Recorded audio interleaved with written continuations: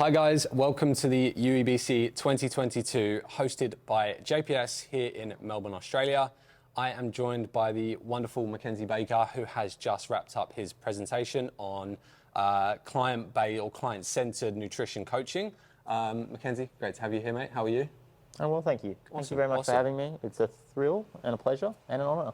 Fantastic. There we go. So, Mackenzie, really, I wanted to start by getting your thoughts on, obviously, we talked about a client-centered nutrition approach, but a lot of personal trainers, especially those that are new in their career, maybe they've just come out with their Cert 3 and 4, probably haven't had much experience working with people, let alone people who need, obviously, guidance. And I wanted to get your approach on how you would start out with a client. Would you opt with a more kind of top-down approach and kind of look out for certain signs and try and just get used to how they behave, or have you got like a certain way you would approach a new client that maybe a less experienced coach might use? I think a lot of it is underpinned by whether you've taken the time and taken the effort to get to know your client and build a relationship, like actually understand what sort of person they are, what's important to them, and the various other factors that would influence what nutrition approach is going to work for them. So yeah, I think that's the first thing to try and acknowledge.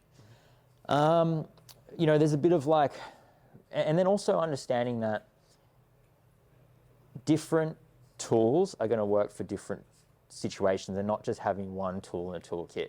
Now, the issue with this approach is that it takes more time and more effort and more mental resources on the part of the client. Like, for example, macro tracking, which seems to be the sort of go-to, it's pretty easy to call it personalized coaching. You know, it's 3 numbers, the check-ins take 2 seconds, you can do a lot of them. It's got a lot of appealing things to them, but in a lot of instances, when applied incorrectly or when it's not appropriate to do so, it might not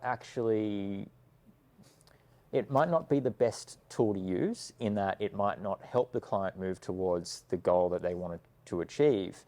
They might struggle with it, but also it might create high levels of risk that can actually have a negative impact on the client's total health.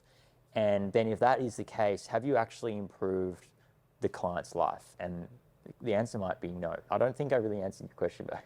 I think we've got some really good answers in there. That helps. But maybe if you could tell us about some of the, let's say you've started working with a new client, are there any things you maybe look out for? Any questions outside of the norm that you would give your client to try and dig a little bit deeper, as opposed to, like, we all know that your initial kind of consultation questions are their kind of experience, your past, what you've done in the past, but is there any way you can go a bit deeper? Yeah. Or any questions they might not have thought about in an initial consultation? Absolutely. So rather than just saying, oh, you want to lose 5 kilos? Cool, let's go. How are we going to do that?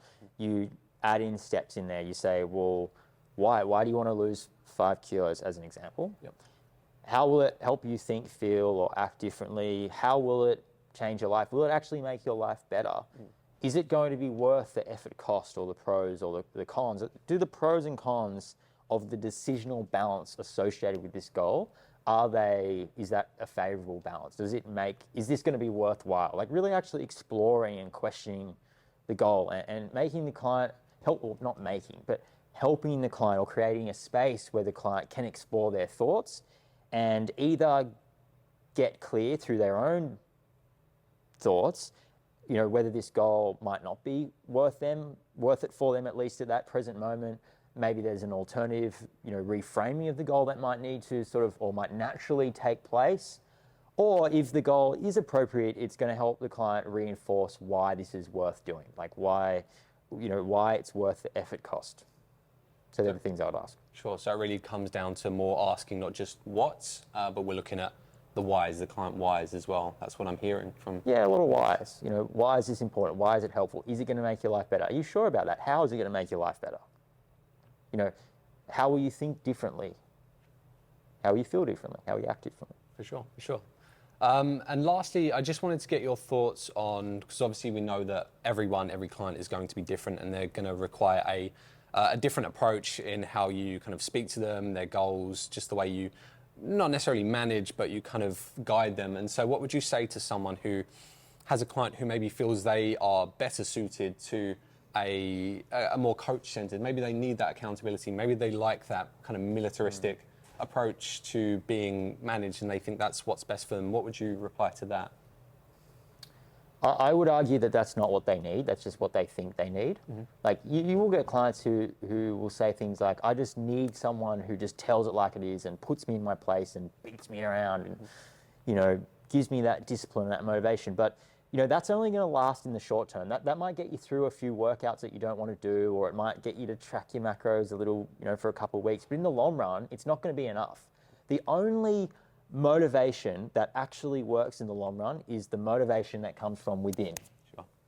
Thanks, Mackenzie. I felt that, and I'm feeling this conversation. And really, just to end out this interview, I wanted to get your thoughts on your inspiration behind the aesthetic today. So we've obviously got the orange jacket, which I'm loving here personally.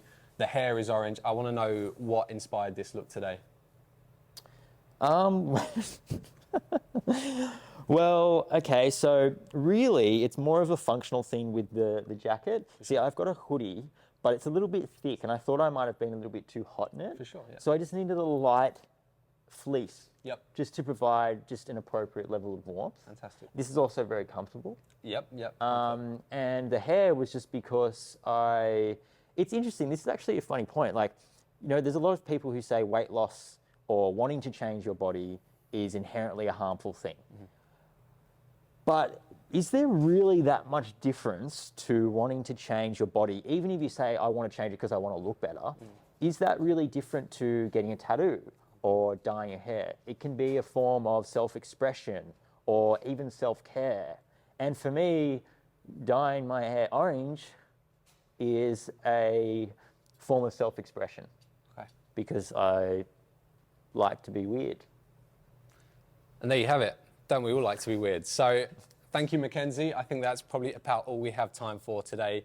Once again, if you missed the UEBC live, it's going to be available after the fact via JPS. So please keep an eye out for the UEBC replay. Once again, Mackenzie, thank you very much for your time and your presentation. My pleasure, Looking sir. forward to seeing you again soon. I'm looking forward to seeing you again soon too. Fantastic. Fantastic.